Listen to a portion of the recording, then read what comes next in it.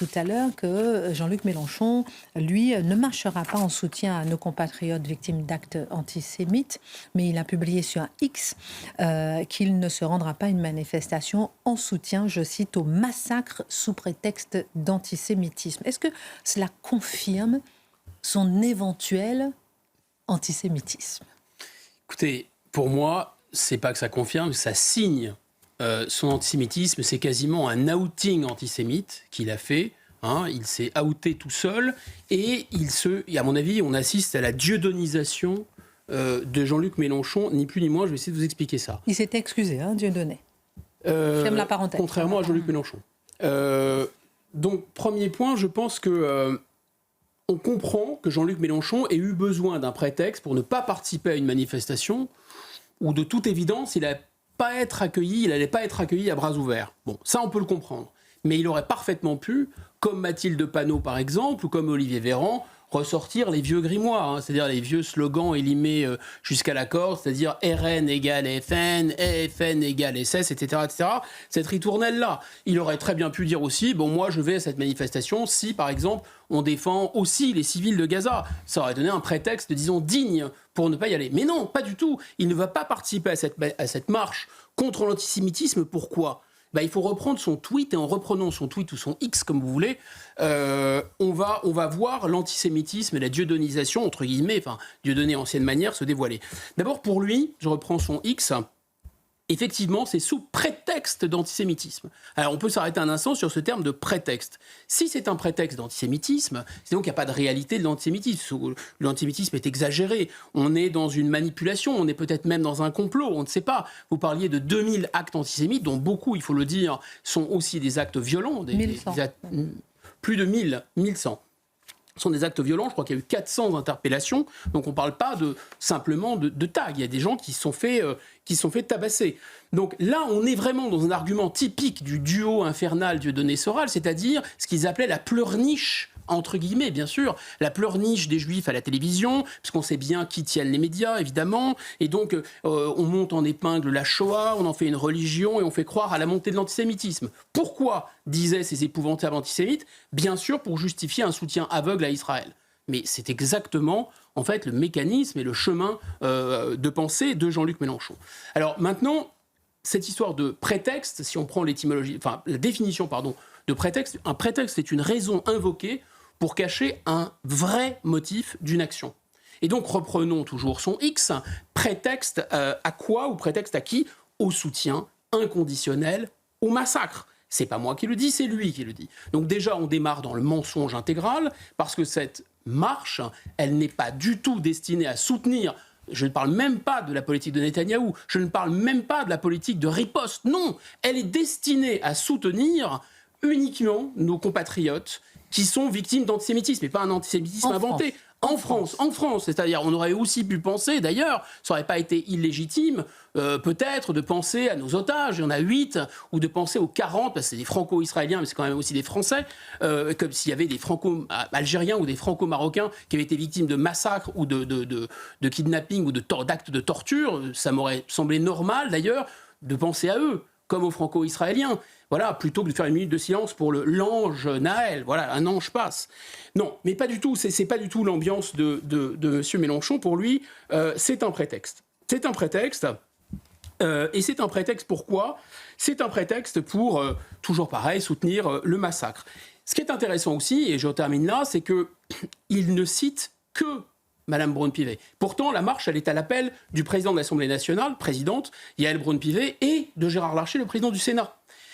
Et en fait, il ne cite que l'une des deux. Pourquoi il ne cite pas M. Larcher ? Parce qu'il n'est pas juif. Pourquoi il cite Mme Braun-Pivet ? Bien sûr parce qu'elle est juive. C'est déjà la deuxième fois qu'il la cite. Et il la cite comme un soutien inconditionnel au massacre. Alors maintenant, on comprend bien, tout se remet en place. En 2019, M. Mélenchon marchait contre l'islamophobie.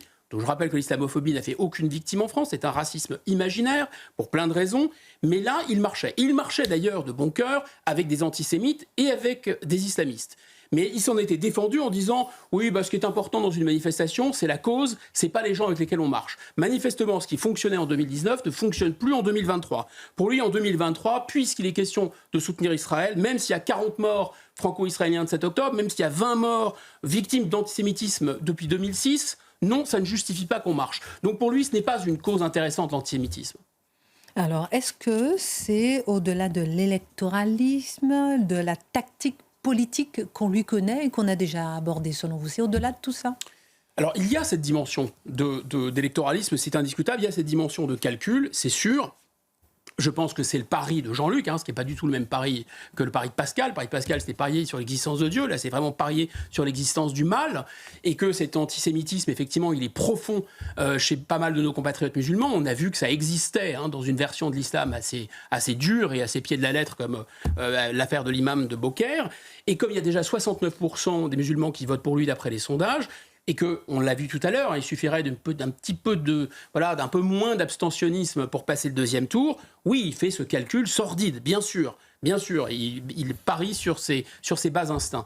Ensuite, d'ailleurs, il dénonce le communautarisme des uns, mais il tombe lui-même allègrement dans ce qu'il dénonce, mais c'est pas grave chez les autres.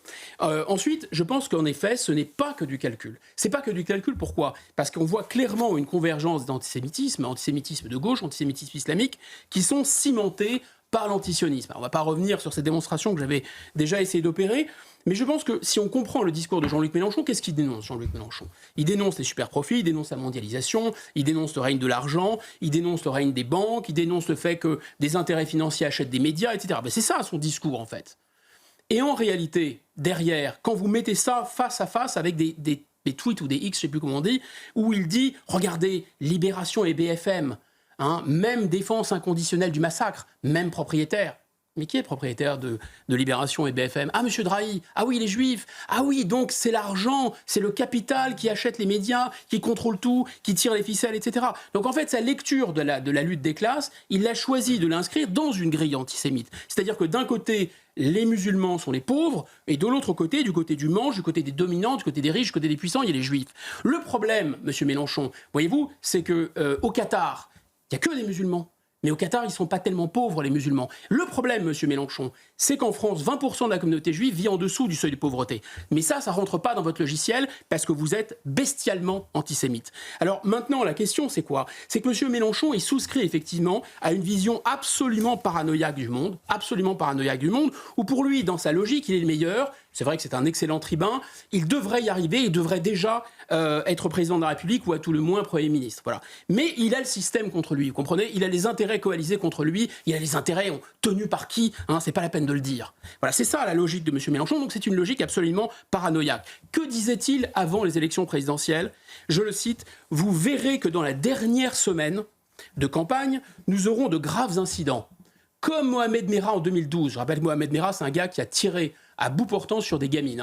Il leur a tiré, il leur a fait exploser la cervelle à coups de pistolet parce qu'elles étaient juives. Comme les attentats aux Champs-Élysées en 2017. C'est écrit d'avance, disait Mélenchon, c'est écrit d'avance. Et je pense, pour terminer, que la paranoïa et l'antisémitisme sont effectivement très bon ménage. C'est ce qu'Emmanuel Levinas, ce philosophe, expliquait, c'est-à-dire que l'antisémitisme, c'est un racisme très particulier, c'est un racisme qui s'attaque comme tout racisme à l'autre, mais à un autre qui vous ressemble, à un autre qui peut être, dont on n'arrive pas d'ailleurs à détecter qui est juif et qui ne l'est pas. On va en parler. Donc c'est paranoïaque, par définition. Mais alors, on va revenir sur ce mot paranoïaque que vous soulignez. On marque une pause, on revient. Je vous sens motivé. On marque une pause, à tout de suite. Retour sur le plateau de Face à l'info. Vous parliez de Jean-Luc Mélenchon. Vous dites qu'il est un peu paranoïaque par rapport à son approche et la lutte contre l'antisémitisme. C'est-à-dire qu'en fait, pour revenir un peu à ce que je disais, il n'explicite pas le lien entre la lutte contre la mondialisation qui me semble, notamment la mondialisation financière, est un véritable cancer pour le monde, et donc je pense que c'est une cause totalement légitime. Le problème, c'est qu'en parallèle, son antisémitisme délégitime, voire déshonore cette lutte contre un capitalisme un peu débridé, un peu fou, en quelque sorte. C'est-à-dire ce que Jean-Marie Le Pen a fait par ses sorties débiles, il a neutralisé tout débat sur l'immigration pendant 40 ans. Je crains que ce que fait Mélenchon là, dans son antisémitisme, neutralise tout débat légitime sur la mondialisation financière. Donc là, oui, je pense qu'il y a quelque chose de très paranoïaque, en fait, et Mélenchon n'invente rien parce que tous les partis révolutionnaires et notamment les partis d'extrême gauche pratiquent le fameux centralisme démocratique, donc il y a une espèce de verrouillage complet dans ces partis et pratiquent les purges. Et c'est bien ce qu'on voit à la tête de la France insoumise. À la France insoumise, alors les purges, il y en a une liste, voilà, pas tous vous les citer, hein, Charlotte Girard, Manon Le Breton, Amandine Poulard, François Coq, c'est des gens qu'on ne connaît pas nécessairement, mais c'est des gens qui avaient vraiment beaucoup d'importance dans l'organigramme de Jean-Luc Mélenchon. Et à chaque fois, c'est le même scénario, c'est-à-dire il y a des accusations bidons. Par exemple, si on prend Thomas Guénolé et Georges Kuzmanovic sur les derniers exemples, on les accuse d'agression sexuelle. C'est complètement faux, on leur fait un procès stalinien, on les vire, c'est par ici la sortie. Alors en parallèle, comme vous savez, il y a des gens qui réellement se comportent très très mal à l'égard des femmes à l'intérieur de LFI, mais c'est pas grave parce qu'ils sont les protégés du patron. Et donc, on sait d'ailleurs à ce stade qui sont les prochains sur la liste de l'expulsion. C'est-à-dire, il va y avoir évidemment ceux qui ont critiqué la prise de pouvoir de M. Bompard, qui n'est pas du tout démocratique, ceux qui ont critiqué les méthodes de Mme Chikirou, ceux qui ont critiqué, bien sûr, le refus de qualifier de terroriste le Hamas, et Mme Garrido en tête de liste, puisqu'elle vient d'être mise sur le banc de touche pendant 4 mois. Et on mesure à quel point le discours de LFI est totalement hors de la réalité. Alors on peut dire que c'est un peu tartuffe d'un côté, mais c'est quand même assez paranoïaque. C'est-à-dire que ces gens ne cessent d'en appeler à la démocratie, ils l'appellent bruyamment et furieusement à la démocratie. Hein. Le 49.3, c'est inacceptable, tout de suite la 6ème République, tout de suite un référendum, etc. Et comme dirait Coluche, ils vendent des trucs, ils n'ont pas un échantillon sur eux. C'est quand même assez étrange, parce que la LFI, c'est tout sauf la démocratie. Le système de gouvernance des LFI est totalement opaque, c'est un petit nombre de gens, ça ressemble quand même à une secte, avec un gourou à la tête, et ça ressemble furieusement à ce que décrivait Hannah Arendt dans le système totalitaire, c'est-à-dire ce qu'elle appelle les structures en oignon. C'est-à-dire qu'il y a à l'extérieur une couche en apparence. Alors en apparence, il y a un parti qui s'appelle LFI, en apparence, il y a un groupe parlementaire, en apparence, il y a un mouvement avec des comités locaux, en apparence, ils ont même une alliance électorale qui s'appelle la NUPES. Oui, sauf que la réalité du pouvoir n'a rien à voir avec l'apparence. La réalité du pouvoir, ce sont 2 minuscules associations qui sont installées à Massy dans l'Essonne. C'est quasiment une boîte postale. Il y a 3 pelés, 4 tondus là-dedans. Probablement y a-t-il Jean-Luc Mélenchon. Il y a sans doute le gendre de Jean-Luc Mélenchon, Gabriel Amar. Il y a sans doute la compagne de Jean-Luc Mélenchon, Sophia Chikirou. Peut-être le chien de Jean-Luc Mélenchon, les animaux, les canaris de Jean-Luc Mélenchon. Je ne sais pas. Enfin, grosso modo, ils sont un tout petit comité à verrouiller, à complètement verrouiller ce système. C'est-à-dire qu'en fait, la France insoumise contrôle, l'argent est contrôlé, l'image est contrôlée. La NUPES, prenons la NUPES, en apparence, c'est une alliance entre partis. Mais pas du tout, en fait. La NUPES, qu'est-ce que c'est ?